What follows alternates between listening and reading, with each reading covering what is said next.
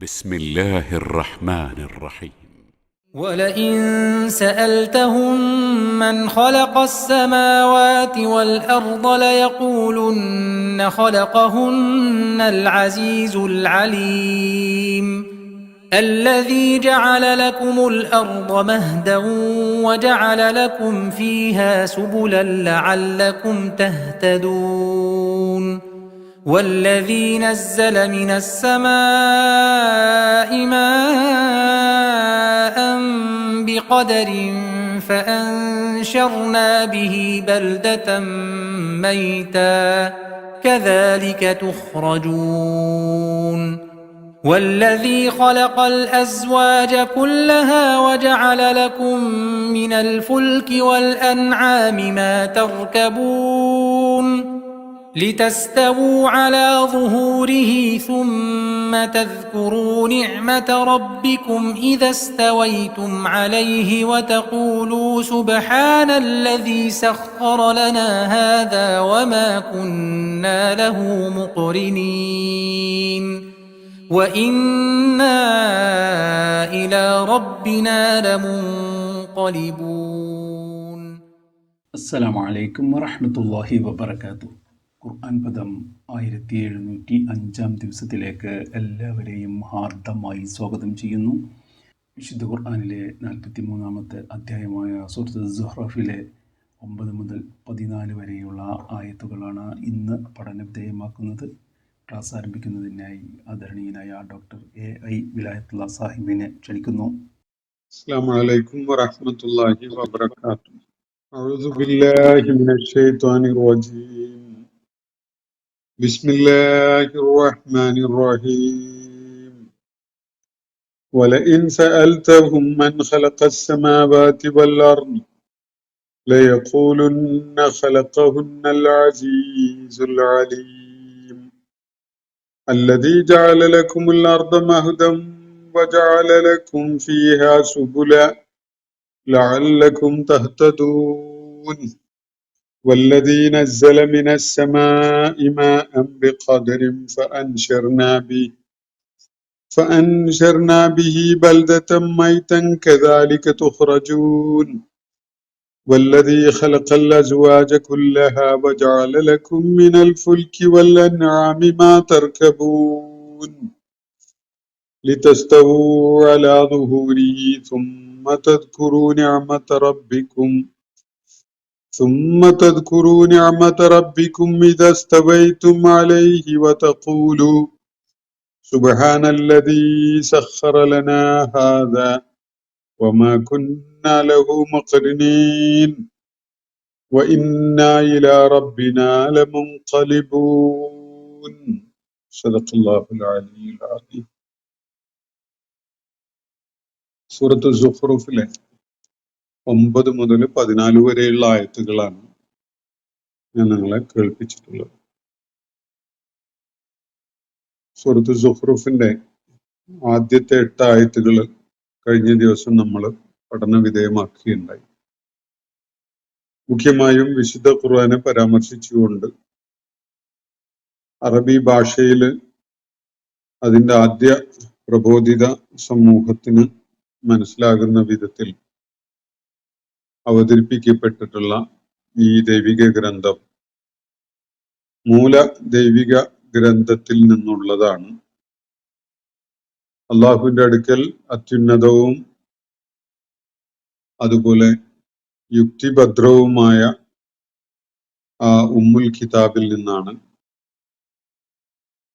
ഈ അവസാന വേദഗ്രന്ഥമായ അറബി ഭാഷയിലുള്ള വിശുദ്ധ ഖുർആൻ അവതരിപ്പിക്കപ്പെട്ടിരിക്കുന്നത്. അത് മക്കയിലെ ആളുകൾ കാണിക്കുന്ന എതിർപ്പും വിരോധവും ശത്രുതയും ഒക്കെ കാരണമായി അള്ളാഹു നിർത്തിവെക്കാൻ പോകുന്നില്ല. ഏറെ പ്രവാചകന്മാരെ അവൻ നിയോഗിച്ചയക്കുകയുണ്ടായിട്ടുണ്ട് പൂർവിക സമൂഹങ്ങളിൽ. അവരൊക്കെയും തന്നെ അവരുടെ അതത് സമൂഹങ്ങളിൽ പ്രവർത്തന നിരതരായി രംഗത്ത് വന്നപ്പോൾ പരിഹസിക്കപ്പെടുകയായിരുന്നു. അവരെ കൈകാര്യം ചെയ്യുന്നതിന് മക്കയിലെ ഖുറൈശികളെ കൈകാര്യം ചെയ്യുന്നതിനേക്കാളൊന്നും പ്രയാസമുണ്ടായിരുന്ന സംഗതിയല്ല. അവര് പറയുമ്പോൾ ഇവരെക്കാളേറെ കരുത്തും ശക്തിയൊക്കെ ഉള്ളവരായിരുന്നു. അങ്ങനെ പൂർവികരായ അത്തരം സമൂഹങ്ങൾ പ്രവാചകന്മാർക്കെതിരിൽ രംഗത്ത് വരികയും ധാർഷ്ട്യത്തോടുകൂടി പ്രതികരിക്കുകയൊക്കെ ചെയ്ത സന്ദർഭങ്ങളിൽ അള്ളാഹു അവരുടെ കാര്യങ്ങളിൽ തീരുമാനം കൽപ്പിക്കുകയും അവർക്കെതിരിൽ നടപടി സ്വീകരിക്കുകയും ചെയ്തതിന്റെ ഉദാഹരണങ്ങൾ ചരിത്രത്തിലുടനീളം നിങ്ങൾക്ക് കാണാൻ സാധിക്കും എന്നാണ് നമ്മൾ പിന്നിട്ട ഭാഗത്ത് അള്ളാഹു വ്യക്തമായി തെളിമയോടെ പറയുകയുണ്ടായത്. വിഷയം വിശുദ്ധ ഖുർആനാണ്. അൽ കിതാബ് അൽ മുബീൻ എന്ന വിധത്തിൽ ഇവിടെ വിവരിക്കപ്പെട്ടിരിക്കുന്ന അറബി ഭാഷയിലുള്ള വിശുദ്ധ ഖുർആനാണ്. അതിന്റെ അവതരണം നിർവഹിക്കപ്പെട്ടുകൊണ്ടിരിക്കുകയാണ്. അതിൽ ആയാത്തുകൾ കേൾപ്പിക്കപ്പെട്ടുകൊണ്ടിരിക്കുന്നു. അത് ജനങ്ങളെ വല്ലാതെ പിടിച്ചു കുലുക്കുന്ന ഒരവസ്ഥ സംജാതമായിരിക്കുകയാണ്. അവര് പ്രകോപിതരായി കൂടുതൽ പേരും ശത്രുതയും വിദ്വേഷവും വെറുപ്പും ഒക്കെ കാണിച്ചുകൊണ്ട് രംഗത്ത് വന്ന ആ സന്ദർഭത്തിൽ എന്നാ പിന്നെ ഇതിന്റെ അവതരണം അങ്ങ് നിർത്തിവെച്ച് കളയാം എന്ന ഒരു നിലപാട് അള്ളാഹു സ്വീകരിക്കുന്നില്ല എന്നാണ് ഇവിടെ വ്യക്തമാക്കിയിട്ടുള്ളത്. എന്തൊരു ദൗത്യ നിർവഹണത്തിന് വേണ്ടിയാണോ തന്റെ ദൂതനെ അള്ളാഹു വേദഗ്രന്ഥവുമായി നിയോഗിച്ചയച്ചിട്ടുള്ളത്, അത് തീർച്ചയായിട്ടും അവൻ പൂർത്തീകരിക്കും. വേദഗ്രന്ഥത്തിന്റെ അവതരണം അതിന്റെ പൂർണ്ണതയോടുകൂടി നിർവഹിക്കപ്പെടും. അതിനോട് ശത്രുതയും വിരോധവും ഒക്കെ കാണിച്ചുകൊണ്ടിരിക്കുന്ന ആളുകളുടെ കാര്യത്തില് പൂർവിക സമൂഹങ്ങൾ അത്തരം നിലപാടുകൾ കാണിച്ചപ്പോ എന്ത് ആക്ഷേപത്താണോ അവരെ ഏറ്റുവാങ്ങേണ്ടിയിരുന്നത് അതുപോലെയൊക്കെയുള്ള നടപടികൾ ഇവരുടെയും കാര്യത്തില് ഉണ്ടാവുന്നതിന് അള്ളാഹുവിനെ സംബന്ധിച്ചിടത്തോളം യാതൊരു തടസ്സവുമില്ല. പൂർവിക സമൂഹങ്ങൾ ഇവരെക്കാളൊക്കെ കരുത്തും ശക്തിയും ഒക്കെ തെളിയിച്ച ആളുകളായിരുന്നു. എന്നിട്ടും അള്ളാഹുവിന്റെ നടപടി ഉണ്ടായിട്ടുണ്ട്. ഇവരുടെ കാര്യത്തിലും നടപടി സ്വീകരിക്കുക എന്നത് അള്ളാഹുവിനെ സംബന്ധിച്ചിടത്തോളം അങ്ങനെ വേർക്കേണ്ടി വരുന്ന ഒരു വിഷയമൊന്നുമല്ല എന്നാണ് ഇവിടെ ചൂണ്ടിക്കാണിക്കപ്പെട്ടിട്ടുള്ളത്. എന്നിട്ട് മക്കയിലെ ആ അഭിസംബോധിതരായ ആളുകളുടെ അവരുടെ ചിന്താമണ്ഡലത്തിലേക്ക് അവർക്ക് ദൈക്ഷണികമായി നേരിടേണ്ടതിനായിട്ട് ചില വിഷയങ്ങൾ അള്ളാഹു കേൾപ്പിക്കുകയാണ്. ബുദ്ധിപരമായി അവരുമായി നടത്തപ്പെടുന്ന ഒരു സംവാദമാണ് മക്കയിൽ അവതരിച്ച മിക്ക സൂറത്തുകളിലും നമുക്ക് കാണാൻ കഴിയുന്നത്. ആശയപരമായി വിശ്വാസപരമായ തലങ്ങളിൽ ദൈക്ഷണികമായ സംവാദമാണ് ഈ സൂറത്തുകളിലെ മുഖ്യമായൊരു ശ്രദ്ധ പതിയുന്ന വിഷയമായിട്ട് നമുക്ക് കാണാൻ സാധിക്കുക. അപ്പോ അതിന്റെ ഭാഗമായിട്ട് തന്നെയാണ് ഇവിടെ ചില വിഷയങ്ങൾ അള്ളാഹു ഉന്നയിക്കുന്നത് എന്നതും അത് പൊതുവായിട്ട് വിശുദ്ധ ഖുർആനെയും അള്ളാഹുവിന്റെ അവസാന പ്രവാചകനായ മുഹമ്മദ് മുസ്തഫ സല്ലല്ലാഹു അലൈഹി വസല്ലമയുടെ ദൗത്യ നിർവഹണത്തിന്റെയും പശ്ചാത്തലത്തിൽ ഈ രണ്ട് സംഗതികളെ ഫോക്കസ് ചെയ്തുകൊണ്ടുള്ളതാണ് എന്നതും കാണാൻ കഴിയും. ഇന്ന് ഞാൻ നിങ്ങളെ കേൾപ്പിച്ചിട്ടുള്ള 9 മുതൽ 14 വരെയുള്ള ആയത്തുകൾ ഈ വിധത്തില് പ്രാധാന്യം അർഹിക്കുന്ന ചില കാര്യങ്ങളാണ് നമ്മുടെ ശ്രദ്ധയിലേക്ക് കൊണ്ടുവരുന്നത്. വലഇൻ സഅൽതഹും, അത് ഈ ആയത്തുകൾ തുടങ്ങുന്നത് ഇങ്ങനെയാണ്. നബി സല്ലല്ലാഹു അലൈഹി വസല്ലമയെ അഭിസംബോധന ചെയ്തുകൊണ്ടാണ് ഈ ആയാത്തുകളുടെ വിവരണം തുടങ്ങുന്നത്. വലഇൻ സഅൽതഹും, പ്രവാചകരെ താങ്കൾ അവരോട് ചോദിക്കുകയാണെങ്കിൽ, മൻ ഖലഖസ് സമാവാതി വൽ അർള, ആകാശങ്ങളെയും ഭൂമിയെയും എന്ന് പറഞ്ഞാൽ ഈ പ്രപഞ്ചത്തെ സൃഷ്ടിച്ചത് ആരാണ് എന്ന് ഈ ആളുകളോട്, മക്കയിലെ ആളുകളോട് താങ്കൾ ചോദിക്കുകയാണെങ്കിൽ ലയഖൂലുന്ന, അവര് പറയുക ഇങ്ങനെയാണ്. അവർക്കതിൽ വലിയ ആലോചനയൊന്നും ആവശ്യമില്ല.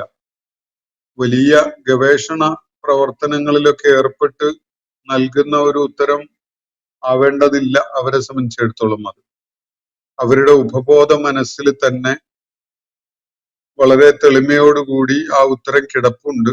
ആ ഉത്തരമാണ് അവർ പറയുക. അപ്പൊ ആകാശങ്ങളെയും ഭൂമിയെയും സൃഷ്ടിച്ചത് ആര് എന്ന് താങ്കൾ അവരോട് ചോദിക്കുകയാണെങ്കിൽ ലയഖൂലുന്ന, അവര് മറുപടിയായിട്ട് പറയുന്നത് ഇങ്ങനെയാണ്: ഖലഖഹുന്നൽ അസീസുൽ ഹക്കീം, അവയെ സൃഷ്ടിച്ചിട്ടുള്ളത് അജയ്യനും അൽ അസീസുൽ അലീം, അജയ്യനും സർവജ്ഞാനിയുമായ അള്ളാഹുവാണ് എന്നാണ് അവര് മറുപടി പറയുക. ഖലഖഹുന്നൽ അസീസുൽ അലീം, അസീസും അലീമുമായ, അജയ്യനും സർവജ്ഞാനിയുമായ ഒരുവനാണ്, അല്ലെങ്കിൽ അങ്ങനെയുള്ള ഒരു ശക്തിയാണ് ആകാശങ്ങളെയും ഭൂമിയെയും സൃഷ്ടിച്ചിട്ടുള്ളത് എന്നാണ് അവര് മറുപടിയായിട്ട് പറയുക. അവരെ സംബന്ധിച്ചിടത്തോളം അക്കാര്യത്തില് സന്ദേഹം ഒന്നുമില്ല. എന്നല്ല, ഒട്ടുമിക്ക പൗരാണിക സമൂഹങ്ങളും ഇക്കാര്യത്തിൽ സംശയമുള്ളവരായിരുന്നിട്ടേ ഇല്ല.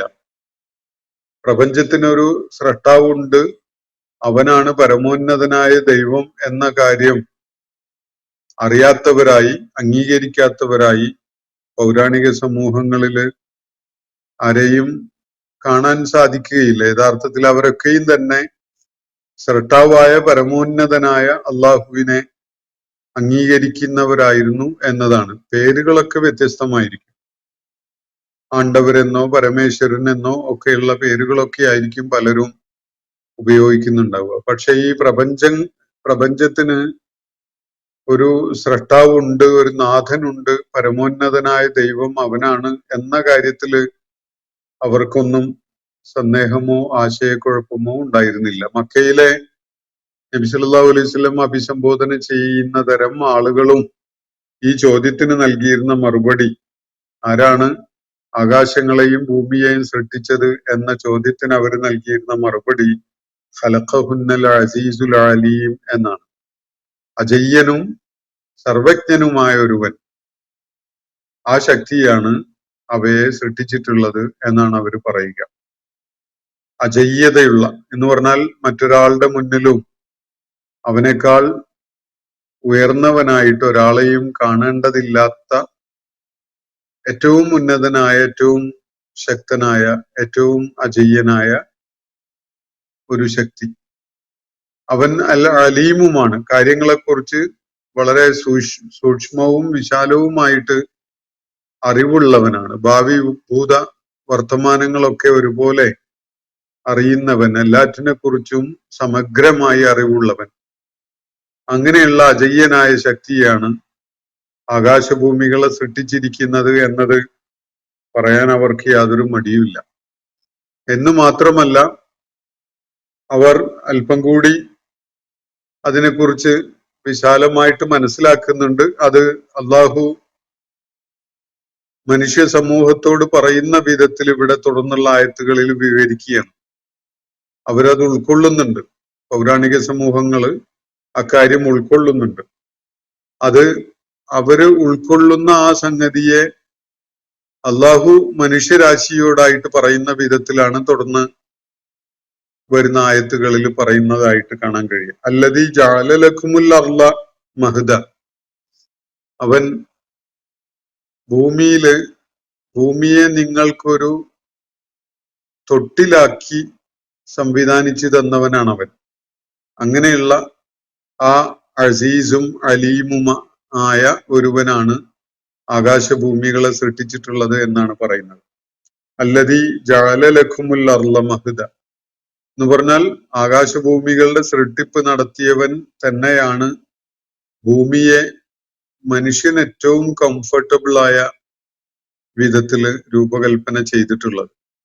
അവനൊരു തൊട്ടില് പോലെയാണ്, ഒരു മഹദ് പോലെയാണ് അള്ളാഹു ഈ ഭൂമിയെ സംവിധാനിച്ചിട്ടുള്ളത്. മനുഷ്യനെ സംബന്ധിച്ചിടത്തോളം ഇവിടുത്തെ സജ്ജീകരണങ്ങള്, ഇവിടെ നിശ്ചയിക്കപ്പെട്ട നിർണയിക്കപ്പെട്ട കാലാവസ്ഥ, ഇവിടെ ഉള്ള അന്തരീക്ഷം, ഇവിടുത്തെ വായുവിന്റെ ലഭ്യത, വിഭവങ്ങളുടെ ലഭ്യത, അതൊക്കെ പ്രയോജനപ്പെടുത്താൻ കഴിയുന്നതിന്റെ ആ എളുപ്പ സാധ്യത, ഇതൊക്കെ പരിഗണിച്ചുകൊണ്ട് പറയുമ്പോൾ ആ കാര്യം സജസ്റ്റ് ചെയ്യാൻ ഏറ്റവും യോജിച്ചൊരു വാക്ക് മഹദ് എന്നായിരിക്കും.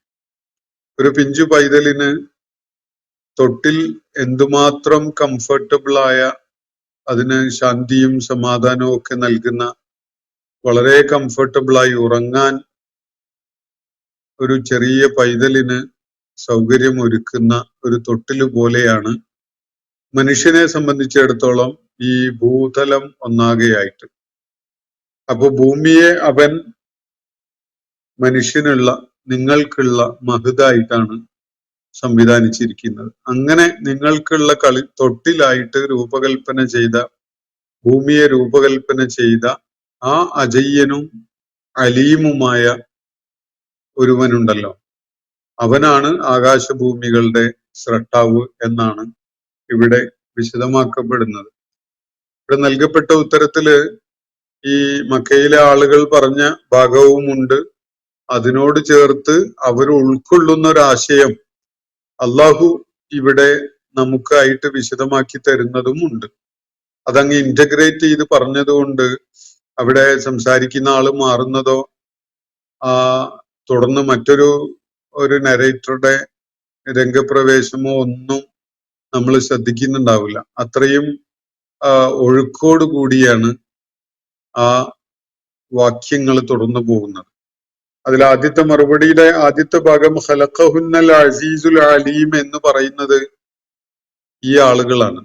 മക്കയില് നബി സല്ലല്ലാഹു അലൈഹി വസല്ലം അഭിസംബോധന ചെയ്യുന്ന ആളുകൾ പറയുന്ന വിധത്തിലാണ് ഇവിടെ അള്ളാഹു വിവരിക്കുന്നത്. എന്നാൽ തുടർന്നുള്ള വാക്കുകൾ അല്ലദീ ജഅല ലക്കുമുൽ അർള മഹ്ദൻ എന്ന് പറയുന്നത് അള്ളാഹു തന്നെയാണ്. നിങ്ങൾക്കായിട്ട് ഭൂമിയെ തൊട്ടിലാക്കി തന്നവനാണ് അവൻ. ഇത് മക്കയിലെ ആ സമൂഹം പറയുന്ന വാക്കുകളോട് ചേർത്ത് അള്ളാഹു പറയുന്ന ഒരു രീതിയാണ്. വിശുദ്ധ ഖുർആന്റെ അമാനുഷികതയും ദൈവികതയും ഒക്കെ ബോധ്യപ്പെടാൻ ഇത്തരം ആയത്തുകൾ തന്നെ ധാരാളമാണ്. മനുഷ്യന്റെ രചനയിലൊന്നും ഇങ്ങനെ നരേറ്റർ നിരന്തരം മാറിക്കൊണ്ടിരിക്കുക, എന്നിട്ട് ആശയക്കുഴപ്പമില്ലാതെ മനസ്സിലാക്കാൻ സാധിക്കുക എന്നൊരു പ്രത്യേകത കാണാൻ കഴിയില്ല. മനുഷ്യന്റെ രചനയിൽ നരേറ്റർ വിശുദ്ധ ഖുർആനെ അനുകരിച്ചുകൊണ്ട് കഴിഞ്ഞ നൂറ്റാണ്ടില് ചില അനുകരണങ്ങളൊക്കെ ഉണ്ടായി, ചില ശ്രമങ്ങളൊക്കെ ഉണ്ടായി എന്നത് ഒഴിച്ചു നിർത്തിയാൽ അത് തന്നെ വലിയ ഡിസാസ്റ്ററായി മാറുകയാണ് ഉണ്ടായത്. എന്നാൽ വിശുദ്ധ ഖുർആന്റെ ഈ ശൈലി നമ്മൾ പോലും അറിയുന്നില്ല ഈ സംസാരിക്കുന്ന നരേറ്റർ മാറുന്നുണ്ട് എന്നത്. തുടക്കത്തില് മക്കയിലെ ആളുകൾ പറയുന്ന വിധത്തിൽ പറയപ്പെട്ട സംഗതി പിന്നെ യാതൊരു സൂചനയും നൽകാതെ തന്നെ അള്ളാഹു പറയുന്ന വിധത്തിലേക്ക് സ്വിച്ച് ചെയ്യപ്പെടുകയാണ്. പക്ഷെ അങ്ങനെ ഒരു ഷിഫ്റ്റിംഗ് നടക്കുന്നുണ്ട്, ഒരു സ്വിച്ചിങ് നടക്കുന്നുണ്ട് എന്ന കാര്യം പോലും നമ്മൾ ശ്രദ്ധിക്കാതെയാണ്, ശ്രദ്ധിക്കാൻ ഇടവരാത്ത വിധത്തിൽ, ഒഴുക്കുള്ള വിധത്തിലാണ് ഈ നരേഷൻ. അല്ലദീ ജഅല ലക്കുമുൽ അർള മഹ്ദ, ഭൂമിയെ ഒരു തൊട്ടിലാക്കി നിങ്ങൾക്ക് സംവിധാനിച്ചിട്ടുള്ളത് അവനാണ്, അള്ളാഹുവാണ്. തൊട്ടില് എന്ന് പറയുന്നത് ഒരു മെറ്റഫർ ആയിട്ട് ഉപയോഗിച്ച ഒരു പദമാണ്. ഭൂമി ഒരു തൊട്ടിലല്ല, പക്ഷെ നിങ്ങളെ സംബന്ധിച്ചിടത്തോളം ഭൂമി ഒരു തൊട്ടില് പോലെ ഏറ്റവും കംഫർട്ടബിൾ ആയിട്ടുള്ള ഒരു ഇടമാണ്. പ്രപഞ്ചത്തിലെ മറ്റെവിടെയും ഇതുവരെ മനുഷ്യന്റെ പര്യവേഷണങ്ങളും ഗവേഷണങ്ങളും ഒന്നും അടിസ്ഥാനപ്പെടുത്തിക്കൊണ്ട് ഭൂമിയോളം മനുഷ്യന് കംഫർട്ടബിൾ ആയ ഒരു തൊട്ടിലുപോലെ അവന് സുഖദായകമായ ഒരു ഇടമല്ല മറ്റൊരു ഇടവും എന്നതാണ് മനുഷ്യൻ മനസ്സിലാക്കുന്നത്.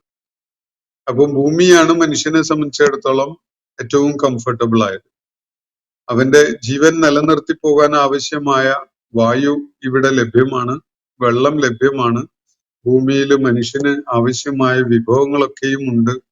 അതുപോലെ ഭൂതലം തന്നെ വർണ്ണാഭമായി സജ്ജീകരിക്കപ്പെട്ടിരിക്കുന്നു. അവന്റെ നയനങ്ങൾക്ക് ആനന്ദം പകരുന്ന ഒരു വർണ്ണക്കൂട്ടാണ് ഇവിടെ എല്ലാറ്റിനും ഉള്ളത്. ആകാശത്തിന്റെ മേലാപ്പ് അവനെ സംബന്ധിച്ചിടത്തോളം വളരെ വലിയ സമാധാനം പകരുന്ന ഒരു കാഴ്ചയാണ്. ഇങ്ങനെ പലതും അതിനോട് ചേർത്ത് വെക്കുമ്പോൾ ഭൂമി ഒന്നാകെയായിട്ട് മനുഷ്യനെ സംബന്ധിച്ചിടത്തോളം ഒരു കുഞ്ഞിന് ഒരു തൊട്ടില് എത്ര കംഫർട്ടബിൾ ആണോ അതുപോലെ കംഫർട്ട് ഗിവിംഗ് ആയിട്ടുള്ള ഒരു സംഗതിയാണ് ഈ ഭൂമി എന്നത് കാണാൻ സാധിക്കും. വജാലലക്കും ഫീഹ സുബുല, കേവലം ഒരു തൊട്ടില് പോലെയുള്ള സുഖം പകരുന്ന ഒരു ഇടം മാത്രമായിട്ടല്ല ഭൂമി. മനുഷ്യന്റെ കർമ്മ ഉത്സുക്യം, മനുഷ്യന്റെ ഡൈനമിസം, അവന്റെ പ്രയത്നങ്ങൾക്കും അവന്റെ അന്വേഷണങ്ങൾക്കും യാത്രകൾക്കും ഒക്കെ ഭൂമിയിൽ സജ്ജീകരണങ്ങൾ ചെയ്തിരിക്കുകയാണ് അല്ലാഹു. തുടർന്ന് പറയുന്നത് അതാണ്, വജാലലക്കും ഫീഹ സുബുല, ആ ഭൂമിയിൽ അവൻ നിങ്ങൾക്കായിട്ട് വഴികൾ ഒരുക്കിയിരിക്കുന്നു, സബീലുകൾ ഒരുക്കിയിട്ടുണ്ട് എന്നാണ് പറയുന്നത്.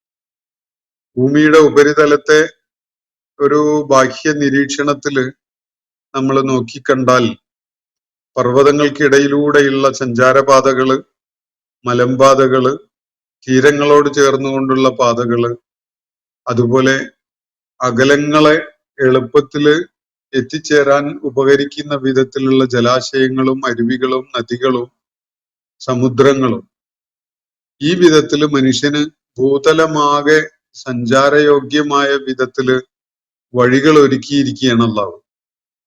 ഈ വഴികളെ, അതിന്റെ സാധ്യതകളെ സർവേ ചെയ്ത് കണ്ടെത്തിക്കൊണ്ടാണ് മനുഷ്യൻ നിരത്തുകള്, റോഡുകള്, വഴികള്, അതുപോലെ ദേശീയ പാതകളും അന്തർദേശീയ പാതകളും ഒക്കെ ഉണ്ടാക്കിയിട്ടുള്ളത്.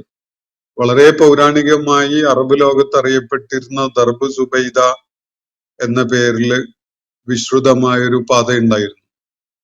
വിദൂരമായ ഇറാഖ്, അതുപോലെ തുർക്കി പോലെയുള്ള ഇടങ്ങളിൽ നിന്ന് മദീനയിലേക്കും മക്കയിലേക്കും ഒക്കെ എത്താൻ സാധിച്ചിരുന്ന ഒരു മരുഭൂമിയിലൂടെയുള്ള ഒരു യാത്രാപാത.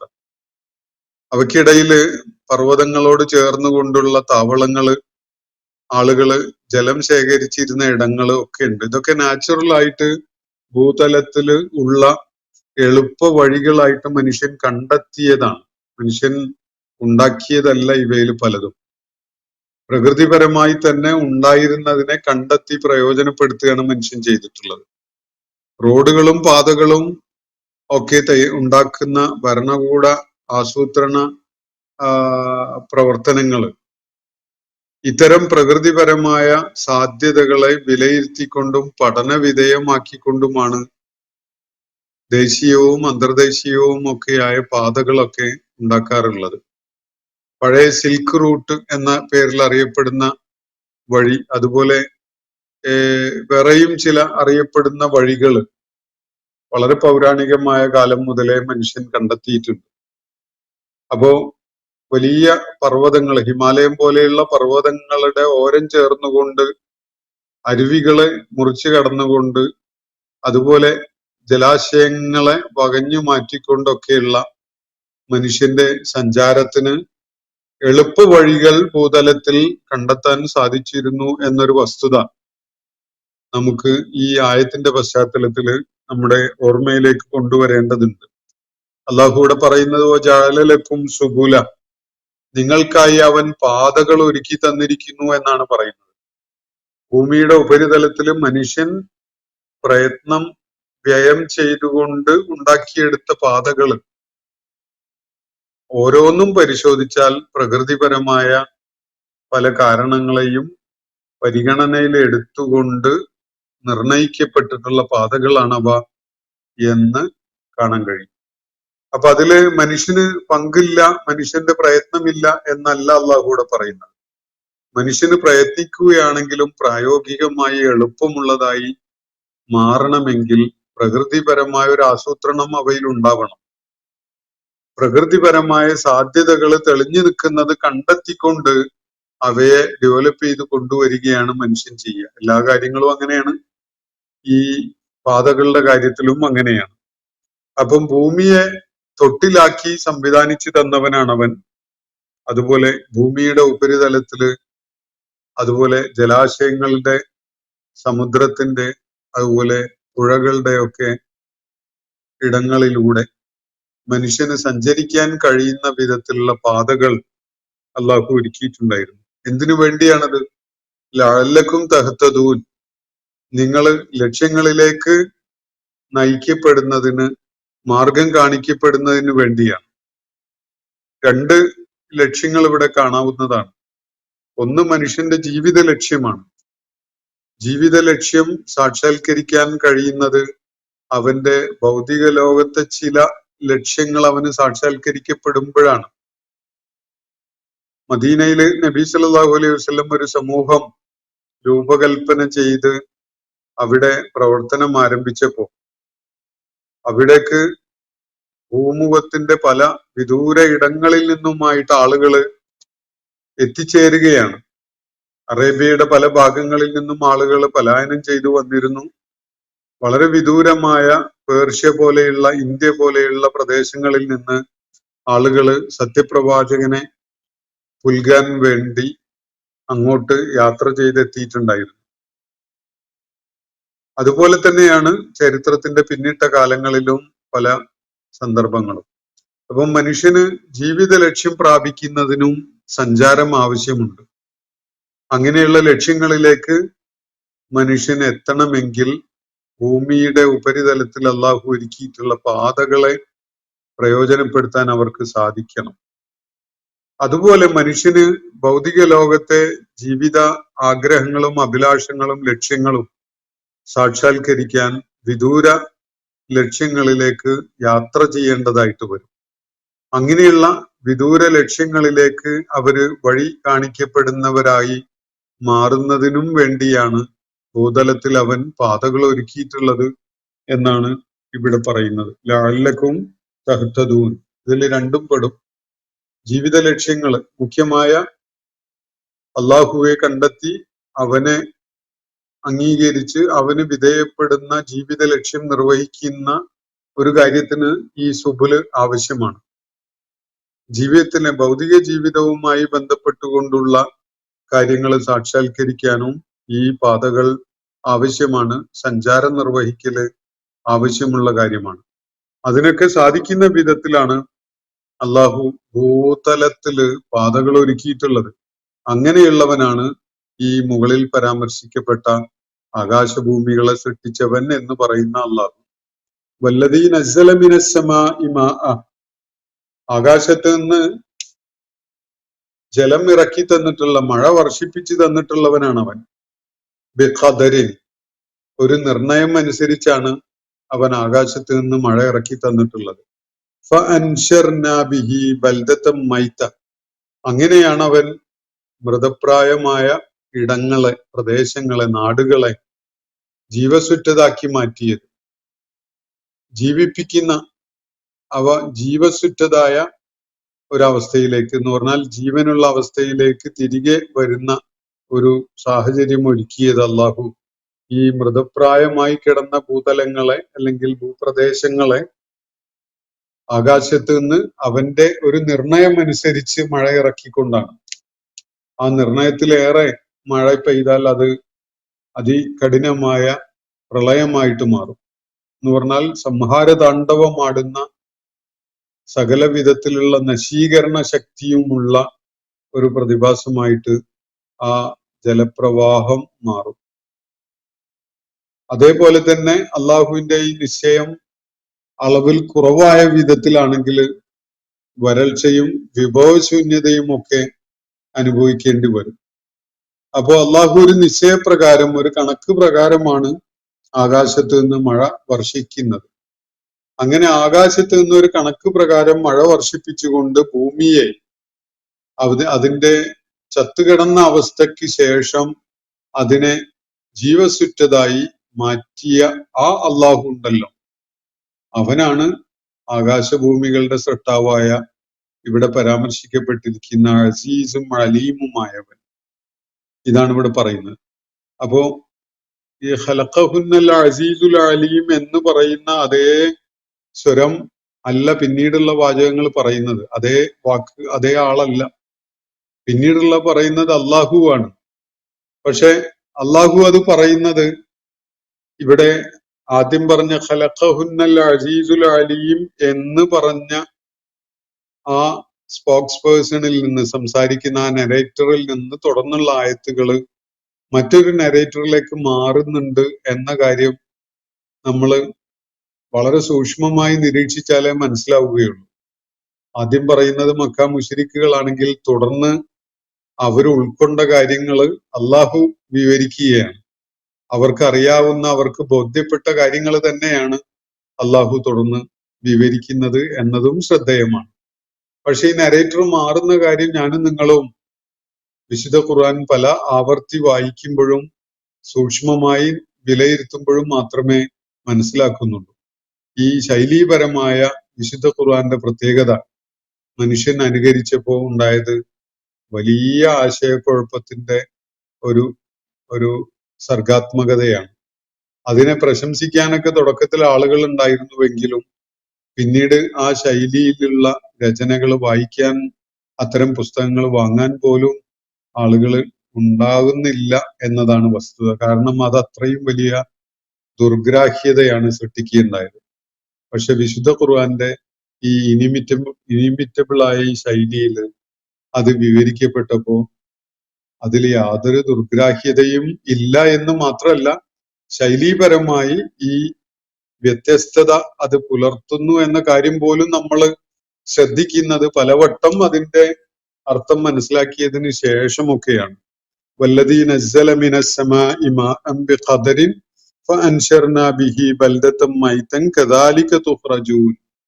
എന്നിട്ട് അള്ളാഹു തുടർന്ന് പറയുകയാണ്, മൃതപ്രായമായി കിടന്ന ഭൂപ്രദേശങ്ങളെ അങ്ങനെ ജീവസുറ്റതാക്കി മാറ്റുന്ന വിധത്തിൽ ഒരു നിശ്ചിത അളവനുസരിച്ച് അള്ളാഹു മഴ വർഷിപ്പിക്കുന്നു. ആ അള്ളാഹുവാണ് നേരത്തെ സൂചിപ്പിച്ച അജയ്യനും സകലതും അറിയുന്നവനുമായ ആകാശഭൂമികളെ സൃഷ്ടിച്ചവനായ ശക്തി.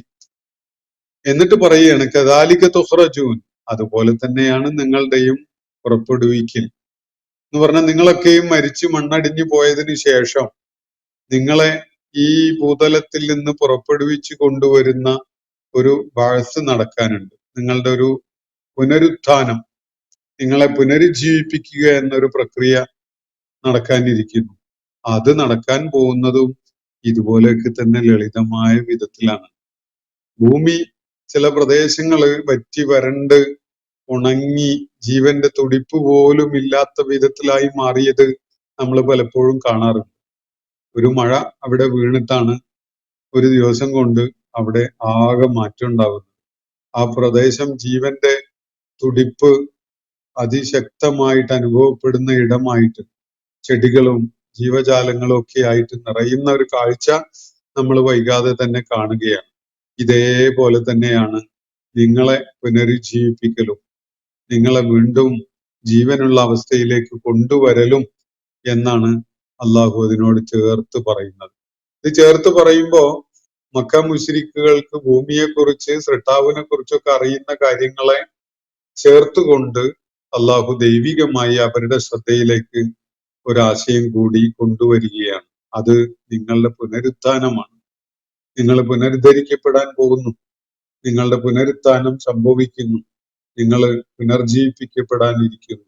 അത് ഭൂമി മൃതപ്രായമായി കിടന്ന് മഴ വർഷിച്ചതിന് ശേഷം അത് ജീവനുള്ളതായി മാറുന്ന പോലെ ലളിതവും എളുപ്പവുമായ ഒരു കാര്യമാണ് എന്നാണ് അള്ളാഹുവിടെ സൂചിപ്പിക്കുന്നതായിട്ട് കാണാൻ സാധിക്കുക.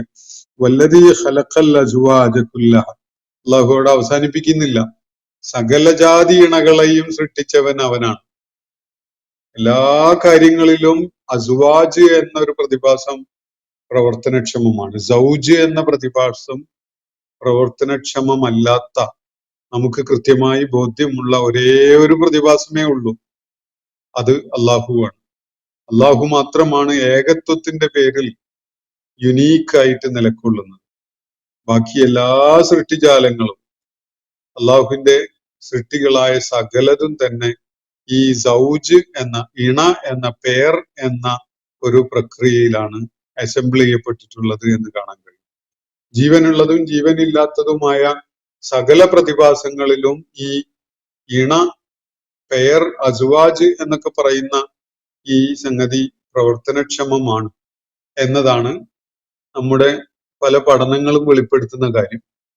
എന്തായാലും ഏകത്വം എന്നതിൽ അസ്തിത്വമുള്ള, നമുക്ക് പരിചയമുള്ള ഒരേ ഒരു ശക്തി അള്ളാഹുവാണ്. ഈ ബൈനറി ആയിട്ടുള്ള ഇരട്ട അല്ലെങ്കിൽ സൗജ് എന്ന രൂപത്തിലുള്ളതാണ് നമുക്ക് പരിചയമുള്ള, സൂക്ഷ്മമായി പഠന വിധേയമാക്കപ്പെട്ടിട്ടുള്ള എല്ലാ പ്രതിഭാസങ്ങളും തന്നെ. അപ്പൊ അള്ളാഹുവിടെ പറയുന്നത് വല്ലദീ ഖലഖൽ അസ്വാജ കുല്ലഹ, സകല പെയേഴ്സിനെയും ഇണകളെയും സൃഷ്ടിച്ചവൻ അവനാണ്. വജഅല ലക്കും, മാത്രവുമല്ല തുടർന്ന് മക്ക മുശ്രിക്കുകൾക്ക് അറിയുന്ന ഒരു കാര്യം തന്നെ അള്ളാഹു അവന്റെ സ്വരത്തില്, അവന്റെ വാക്യത്തിൽ പറയുകയാണ്.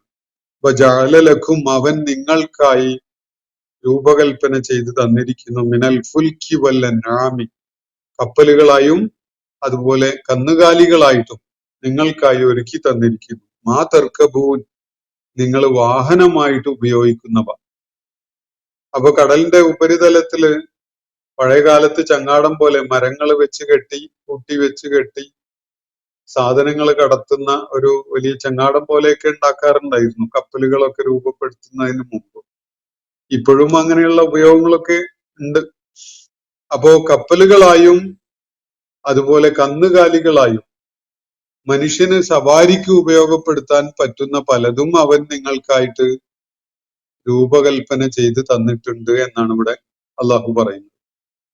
ഇത് പറയുമ്പോ പലരും ചോദ്യം ഉന്നയിക്കാം, ഇതൊക്കെ മനുഷ്യൻ അവന്റെ ബുദ്ധിയും കഴിവും ഒക്കെ പ്രയോജനപ്പെടുത്തി ഉണ്ടാക്കിയതല്ലേ, എന്നിട്ട് അതിന്റെ അവകാശവാദം അള്ളാഹു നടത്തുകയാണോ എന്ന്.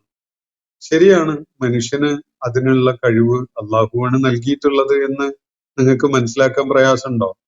എങ്കിൽ നിങ്ങൾ ഒരു കുതിരയെ നോക്കൂ, ഒരു ആടിനെ നോക്കൂ, ഒട്ടകത്തെ നോക്കൂ, ഒരു സിംഹത്തെയോ ആനയെയോ കരടിയെയോ പുലിയെയോ നോക്കൂ. ഇവരാരെങ്കിലും വാഹനങ്ങൾ ഉണ്ടാക്കിയോ? ഇവർക്ക് ആർക്കെങ്കിലും കപ്പലോ അല്ലെങ്കിൽ കരയില് വേറെ ഏതെങ്കിലും മൃഗത്തെ വാഹനമായിട്ട് ഉപയോഗിക്കാനോ സാധിച്ചോ? അതൊന്നുമില്ല. അവരാരും ഈ വിധത്തില് മൃഗങ്ങളെ, കന്നുകാലികളെ വാഹനമായിട്ട് ഉപയോഗിക്കാൻ വൈദഗ്ധ്യം നേടിയവരോ അതിന് സാധിച്ചവരോ അല്ല. അല്ലെങ്കിൽ പ്രകൃതിയിലെ വൃക്ഷം പോലെയുള്ള സംഗതികളെ പ്രയോജനപ്പെടുത്തിക്കൊണ്ട് വെള്ളത്തിൽ സഞ്ചരിക്കാൻ പറ്റുന്ന ആ വാഹനങ്ങൾ നിർമ്മിക്കാൻ കഴിഞ്ഞവരും അല്ല. അതിനുള്ള ബുദ്ധിയോ കഴിവോ ശാരീരികമായ പ്രത്യേകതകളോ നൽകപ്പെട്ടവരല്ല അവരൊന്നും തന്നെ. ഇപ്പോ നമുക്ക് മനസ്സിലാക്കാൻ എളുപ്പമുണ്ടല്ലോ, ഇത് കേവലം മനുഷ്യന്റെ മാത്രം ഒരു നേട്ടമല്ല, മനുഷ്യന് ഈ കഴിവുകൾ നൽകപ്പെട്ടതിന്റെ ഫലമാണ് എന്നത്. മനുഷ്യന് പങ്കില്ല എന്ന് ആരും പറയുന്നില്ല. പക്ഷെ അള്ളാഹു മനുഷ്യന് അത്തരം അതിന് ഉതകുന്ന വിധത്തിലുള്ള കഴിവും ബുദ്ധിയും ശാരീരികമായ പ്രത്യേകതകളും കൂടാതെ പ്രകൃതിയിലെ സജ്ജീകരണങ്ങളൊക്കെ ചെയ്തു വെച്ചത് കൊണ്ട് മാത്രമാണ് മനുഷ്യന് കപ്പലുകളായും കന്നുകാലികളായും വാഹനമായിട്ട് ഉപയോഗിക്കാൻ പറ്റുന്ന പലതും രൂപകൽപ്പന ചെയ്യാൻ സാധിച്ചിട്ടുള്ളത് എന്നതാണ് വസ്തുത. അതുകൊണ്ട് അള്ളാഹുവിടെ പറയുകയാണ് വല്ലദീ ഖലഖൽ അസ്വാജ കുല്ലഹ, സകല ഇണകളെയും സൃഷ്ടിച്ചവനായ ആ ശക്തിയുണ്ടല്ലോ, അവനാണ് അൽ അസീസുൽ അലി, ആകാശങ്ങളുടെയും ഭൂമിയുടെയും സൃഷ്ടാവായ അജയ്യനായ സർവജ്ഞാനിയായ ഒരുവൻ. വജഅല ലക്കും മിനൽ ഫുൽക്കി വൽ അൻആമി മാ തർകബൂൻ, കപ്പലുകളിലും മൃഗങ്ങളിലുമായി കന്നുകാലികളിലുമായിട്ട് നിങ്ങൾക്ക് വാഹനം ഒരുക്കിയതും അവനാണ്. മർക്കബ് എന്ന് പറഞ്ഞാൽ വാഹനം എന്നാണ് അർത്ഥം. മനുഷ്യൻ തട്ടിക്കൂട്ടി ഉണ്ടാക്കിയിട്ടുള്ള വാഹനത്തിനാണ് മർക്കബ് എന്ന് പറയും. അതിന്റെ മുകളിൽ കയറിയിരിക്കുന്ന ആ പ്രക്രിയക്കാണ് റക്കീബ എന്ന് പറയാം. അതിൽ കയറിയിരിക്കുന്നതിന്റെ അതിന്റെ നൗൺ ഫോം ആണ് ഇർക്കാബ് എന്നൊക്കെയുള്ള പ്രയോഗമായിട്ട് നമ്മൾ കാണുന്നത്. അപ്പോ മർക്കബ്, റക്കീബ തുടങ്ങിയിട്ടുള്ള വാക്കുകൾ ഈ തെർക്കബൂൻ എന്നതിനോട് ചേർത്ത് നമ്മൾ മനസ്സിലാക്കുക. റക്കീബ എന്ന റൂട്ട് വേർഡിൽ നിന്നാണ് ഇതൊക്കെ വരുന്നത്. അപ്പോ ലിതസ്തവു അലാ ദുഹൂരിഹി, എന്തിനാണ് അവനിങ്ങനെ സജ്ജീകരിച്ചു വെച്ചിട്ടുള്ളത്? നിങ്ങൾ അവയുടെ പുറകിൽ കയറുന്നതിന് വേണ്ടിയാണ്. ഇവിടെ കന്നുകാലികളെയും അതുപോലെ വാഹനങ്ങളായി ഉണ്ടാക്കിയതായാലും അതിന്റെ ലഹറിലാണ്, അതിന്റെ മുതുകത്താണ് നമ്മൾ കയറുന്നത്, അതിന്റെ അടിഭാഗത്തൊന്നുമല്ല. വാഹനങ്ങളുടെ ഒരു സാദൃശ്യം നമ്മൾ ഉണ്ടാക്കുന്ന ഈ കന്നുകാലികളുടെ ഒരു സാദൃശ്യം നമ്മൾ ഉണ്ടാക്കുന്ന വാഹനങ്ങളുമായിട്ടും കാണാൻ കഴിയും. ലിതസ്തവു അലാ ദുഹൂരിഹി, അവയുടെ മുതുകിലായിട്ട് നിങ്ങൾ കയറുന്നതിന് വേണ്ടിയാണ്. സുമ്മ തദ്കുറു, എന്നിട്ട് നിഅമത റബ്ബിക്കും, നിങ്ങളുടെ റബ്ബിന്റെ അനുഗ്രഹം ഓർത്തെടുക്കുന്നതിന്, അതിനെക്കുറിച്ച് സ്മരണയുള്ളവരാകുന്നതിന് വേണ്ടിയാണ്. ഇദസ്തവൈതും അലൈഹി, നിങ്ങൾ അതിന്റെ മുകളിൽ കയറി ഇരുന്നു കഴിഞ്ഞാൽ അള്ളാഹു ഒരുക്കി തന്ന വലിയൊരു നിഅമത്താണ് എന്നൊരു ഓർമ്മ നിങ്ങൾക്ക് ഉണ്ടാകുന്നതിന് വേണ്ടിയാണ്. ആദ്യമായിട്ട് സ്റ്റിയറിംഗ് കയ്യിൽ പിടിച്ച ദിവസം തല വട്ടം കറങ്ങുന്ന പോലെ തോന്നിയിട്ടുണ്ടാവും എല്ലാവരും. തെരുവിലൂടെ ആളുകളും വാഹനങ്ങളും ഒക്കെ പോകുന്ന റോഡിലൂടെ ഒരു ട്രെയിനറുടെ സാന്നിധ്യത്തിലാണെങ്കിലും സ്റ്റിയറിംഗ് പിടിച്ചുകൊണ്ട് വണ്ടി എങ്ങനെ ഓടിക്കുമ്പോൾ താനെ മനസ്സ് തട്ടി പറഞ്ഞു പോയ ഒരു കാര്യമായിരിക്കും സുബ്ഹാനല്ലദീ സഖറ ലനാ ഹാദാ വമാ കുന്നാ ലഹു മുഖ്രിനീൻ എന്നത്. കുതിരപ്പുറത്തേറി യാത്ര ചെയ്തിരുന്ന പൗരാണികരായ മനുഷ്യരും ഇതേ തിരിച്ചറിവ് നേടിയിട്ടുണ്ടാകും. കാരണം ആദ്യമായിട്ട് കുതിരപ്പുറത്ത് കയറിയാൽ കുതിര നമുക്ക് വിധേയപ്പെട്ട് തന്നോളണമെന്നൊന്നുമില്ല.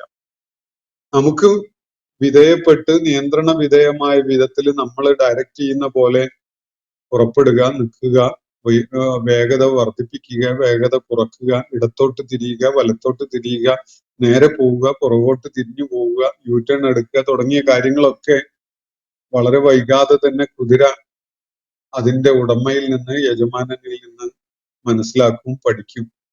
അത് കഴിഞ്ഞാൽ വളരെ എളുപ്പമായിട്ട് കുതിര സവാരി സാധ്യമാകും. ഇതിന്റെ പരിശീലന പ്രക്രിയ എന്ന് പറയുന്നത് അത് നിർവഹിക്കപ്പെടുന്നതിന്റെ മുമ്പ് ശരിക്കും മനുഷ്യൻ വട്ടം കറങ്ങി അല്ലെങ്കിൽ തല കറങ്ങി വീഴുന്ന പോലെയൊക്കെ അനുഭവപ്പെടും. അത് സ്റ്റിയറിംഗ് കയ്യിൽ പിടിക്കുമ്പോഴും ഉണ്ടാവും. കുതിരയെ സവാരി ചെയ്യാൻ വേണ്ടി ആദ്യമായിട്ട് അതിനെ പ്രയോജനപ്പെടുത്തി തുടങ്ങുമ്പോഴും ഇതേ അനുഭവമാണ് ഉണ്ടാവുക. അള്ളാഹു കീഴ്പ്പെടുത്തി തന്നാൽ മാത്രമേ ഇത് രണ്ടും നമുക്ക് കീഴ്പ്പെട്ടതായിട്ട് പ്രവർത്തിക്കുകയുള്ളൂ. അതൊരു കാറായാലും ഒരു കുതിരയായാലും വലിയ വ്യത്യാസമൊന്നുമില്ല. കുതിരപ്പുറത്തുനിന്ന് കുതിര തെറിപ്പിച്ചിട്ട് എത്രയോ ആളുകൾ നിലത്ത് വീണ് മരിച്ചു പോവാറുണ്ട്. കാറ് നിയന്ത്രണ വിധേയമാവാതെ നിയന്ത്രണം വിട്ട് ഓടിയത് കാരണമായിട്ട് അത് ഓടിച്ചവരും കൂടെ ഉണ്ടായിരുന്നവരൊക്കെ മരിച്ചു പോയ സംഭവങ്ങൾ എത്രയോ നമുക്ക് അറിയുന്നതാണ്. അതുകൊണ്ട് ഇതൊക്കെ അള്ളാഹു നമുക്ക് വിധേയപ്പെടുത്തി നിയന്ത്രണ വിധേയമാക്കി തന്നത് കൊണ്ട് മാത്രമാണ് സാധ്യമാവുന്നത് എന്നത് അത് ഉപയോഗപ്പെടുത്തി നോക്കുമ്പോൾ നമുക്ക് മനസ്സിലാവും. അപ്പൊ സ്വാഭാവികമായിട്ടും അള്ളാഹുവിടെ പറയും, നിങ്ങൾ അവയുടെ മുകളിൽ കയറിയിരുന്ന് നിങ്ങൾ അതിൽ ഉപവിഷ്ടരായതിനു ശേഷം അള്ളാഹുവിനെ ഓർക്കുന്നവരാകുന്നതിന് വേണ്ടിയാണ്. അത് മാത്രമാണ് അള്ളാഹു നമ്മോട് ആവശ്യപ്പെടുന്നത്. സ്മരണയുണ്ടാവണം, ഇതൊക്കെ ചെയ്തു തന്ന ഒരു റബ്ബുണ്ട് എന്നൊരു ബോധം ഉണ്ടാവണം, ഒരു ഓർമ്മയുണ്ടാവണം. അതിനു വേണ്ടി നിങ്ങൾ കുതിരപ്പുറത്തോ ഒട്ടകപ്പുറത്തോ അല്ലെങ്കിൽ കന്നുകാലികളുടെ മേലോ ഒക്കെ കയറി യാത്ര പുറപ്പെടുമ്പോ ഇത് ഒരുക്കി തന്ന റബ്ബിന് ഒരു ഓർമ്മ ഉണ്ടാകുന്നവരാകുന്നതിന് വേണ്ടിയാണ്. എന്നിട്ടോ തഖൂലു, ആ ഓർമ്മ വാക്കുകളായിട്ട് നിങ്ങളിൽ നിന്ന് ഉരുവിടുകയാണ്. നിങ്ങൾ അതിൽ നിങ്ങളുടെ നാവിൻ തുമ്പിലൂടെ ആ വാക്കുകൾ പുറത്തോട്ട് വരികയാണ്. എന്താണ് നിങ്ങൾ പറയുക? തഖൂലു, നിങ്ങൾ ഇങ്ങനെ പറയുന്നു, സുബ്ഹാനല്ലദീ സഖറ ലനാ ഹാദാ, ഇത് ഞങ്ങൾക്ക് ഒരുക്കി തന്നവൻ അങ്ങേയറ്റം പരിശുദ്ധനും അന്യൂനനുമാണ് എന്നാണ് പറയുന്നത്. അസാധ്യ ബുദ്ധിശാലിയാണ് അവൻ, കാര്യങ്ങളെ മുൻകൂട്ടി കണ്ടവനാണ് അവൻ, എല്ലാം വളരെ അബദ്ധരഹിതമായി സംവിധാനിച്ചവനാണ് അവൻ. ഇതൊക്കെയാണ് നമ്മൾ പറയുന്നത്. സുബ്ഹാനല്ലദീ സഖറ ലനാ ഹാദാ, ഇത് ഞങ്ങൾക്കായി ഒരുക്കി തന്നവൻ പരിശുദ്ധനാണ്, അവൻ അന്യൂനനാണ്, തികവാർന്നവനാണ്, ഒരു പോരായികയും ഇല്ലാത്തവനാണ്. വമാ കുന്നാ ലഹു മുഖ്രിനീൻ, ഞങ്ങൾക്ക് സ്വന്തം നിലയ്ക്ക് ഇതൊക്കെയും സാധിക്കുമായിരുന്നില്ല. ഈ വിധത്തില് ഈ മൃഗങ്ങളെ കീഴ്പ്പെടുത്തി പ്രയോജനപ്പെടുത്താനും അതുപോലെ ഈ വാഹനത്തെ ഈ വിധത്തില് മെരുക്കമുള്ളതാക്കി തീർക്കാനും ഒന്നും സ്വന്തം നിലക്ക് സാധിക്കുമായിരുന്നില്ല. സ്വന്തം നിലക്ക് സാധിക്കുമായിരുന്നെങ്കിൽ ഒരു കുരങ്ങനോ ആടോ ഒട്ടകമോ കഴുതയോ പുലിയോ സിംഹമോ പശുവോ ഒക്കെ ഇന്ന് വാഹനം ഓടിച്ച് പോകുന്നത് നമുക്ക് കാണാൻ കഴിയുമായിരുന്നു. പക്ഷെ സ്വന്തം നിലക്കല്ല. അള്ളാഹു ചിലർക്കാണ് ഇതിനുള്ള കഴിവുകൾ കൊടുത്തിട്ടുള്ളത്, ഒരുക്കങ്ങൾ ചെയ്ത് വെച്ചിട്ടുള്ളത്. അപ്പൊ അതാണ് ഇവിടെ സൂചിപ്പിക്കപ്പെടുന്നത്. അള്ളാഹു നമുക്കത് സാധ്യമാക്കി തന്നത് കൊണ്ട് മാത്രമാണ് നമുക്ക് ഈ വാഹനം മെരുക്കമുള്ളതായിട്ട് ഉപയോഗപ്പെടുത്തപ്പെടാൻ സാധിക്കുന്നത്. അപ്പൊ അവര് തിരിച്ചറിവോടുകൂടി പറയുന്നത് ഇങ്ങനെയാണ്, സുബ്ഹാനല്ലദീ സഖറ ലനാ ഹാദാ വമാ കുന്നാ ലഹു മുഖ്രിനീൻ എന്ന്. വാഹനപ്പുറത്ത് കയറുമ്പോ അള്ളാഹുവിന്റെ പ്രവാചകൻ അബ്ദുല്ലാഹിബ്നു അബ്ബാസ് റളിയല്ലാഹു അൻഹു രേഖപ്പെടുത്തിയിട്ടുള്ള ഒരു ഹദീസ് പ്രകാരം യാത്ര പുറപ്പെടുമ്പോ വാഹനത്തിലേറുമ്പോ 3 തവണ അള്ളാഹുവിന്റെ നാമം ഉച്ചരിച്ച് ബിസ്മി ഉച്ചരിച്ചതിന് ശേഷം അല്ലാഹു അക്ബർ എന്ന് 3 തവണ പറഞ്ഞിട്ട് സുബ്ഹാനല്ലദീ സഖറ ലനാ ഹാദാ വമാ കുന്നാ ലഹു മുഖ്രിനീൻ എന്നുകൂടി ഈ ആയത്തിലുള്ള ഈ കാര്യം, ഈ ദിക്ർ പറയുമായിരുന്നു. മാത്രവുമല്ല അതിനോട് ചേർത്ത് ഒരു പ്രാർത്ഥന കൂടി നിർവഹിക്കുമായിരുന്നു എന്നാണ് ആ ഹദീസില് വ്യക്തമാവുന്നത്. ആ പ്രാർത്ഥന ഇങ്ങനെയാണ്: അല്ലാഹുമ്മ ഇന്നി അസ്അലുക ഫീ സഫരി ഹാദാ അൽ ബർറ വത്തഖ്വ. അല്ലാഹു എന്റെ ഈ യാത്രയില് ഞാൻ നിന്നിൽ നിന്ന് ഐശ്വര്യവും അതുപോലെ തഖ്വയും സൂക്ഷ്മതയും പ്രതീക്ഷിക്കുന്നു, അല്ലെങ്കിൽ തേടുന്നു. വമിനൽ അമലി മാ തർള. നീ ഇഷ്ടപ്പെടുന്ന പ്രവർത്തനങ്ങളും ഈ യാത്രയിൽ എന്നിൽ നിന്നുണ്ടാവാൻ ഞാൻ നിന്നിൽ നിന്ന് തേടുന്നു. അല്ലാഹുമ്മ ഹവ്വിൻ ലനാ സഫറ. അല്ലാഹു ഈ യാത്ര ഞങ്ങൾക്ക് നീ എളുപ്പമാക്കി തരണമേ. വഅത്വൽനൽ ബുഅദ്. അതിന്റെ ദൈർഘ്യം കുറച്ചു എളുപ്പമാക്കി തരണമേ. അല്ലാഹുമ്മ അൻത അസ്സാഹിബു ഫി സഫർ. യാത്രയിൽ ഞങ്ങളുടെ കൂട്ടാളി അല്ലാഹുവേ നീയാണ്. വൽ ഖലീഫത്ത് ഫിൽ അഹ്ൽ. ഞങ്ങളുടെ കുടുംബങ്ങളില് ഞങ്ങളുടെ അസാന്നിധ്യത്തില് ഞങ്ങളുടെ പ്രതിനിധിയായിട്ടുള്ളത് നീയാണ്. അല്ലാഹുമ്മ അസ്ഹബ്ന ഫീ സഫരിന. അല്ലാഹുവേ ഞങ്ങളുടെ ഈ യാത്രയിൽ നീ ഞങ്ങൾക്ക് കൂട്ടാകണമേ. വഅഖ്ലിഫ്ന ഫീ അഹ്ലിന. ഞങ്ങളുടെ കുടുംബങ്ങളിൽ നീ ഞങ്ങളുടെ സ്ഥാനത്ത് പ്രതിനിധിയായിരിക്കണമേ എന്നുകൂടിയാണ് പ്രാർത്ഥനയിൽ നബി സല്ലല്ലാഹു അലൈഹി വസല്ലം ഈ യാത്രയുടെ തുടക്കത്തിൽ നബി സല്ലല്ലാഹു അലൈഹി വസല്ലം പ്രാർത്ഥിക്കാറുണ്ടായിരുന്നത് എന്നതാണ് ആ ഹദീസ് വെളിപ്പെടുത്തുന്നത്. വഇന്നാ ഇലാ റബ്ബിനാ ലമുൻഖലിബൂൻ എന്നുകൂടി ഈ പ്രാർത്ഥനയിൽ ചേർത്ത് പറയുന്നുണ്ട്. അതൊരു വിധേയപ്പെടലും ഒരു സത്യം അംഗീകരിച്ചുകൊണ്ടുള്ള പ്രഖ്യാപനവുമാണ്.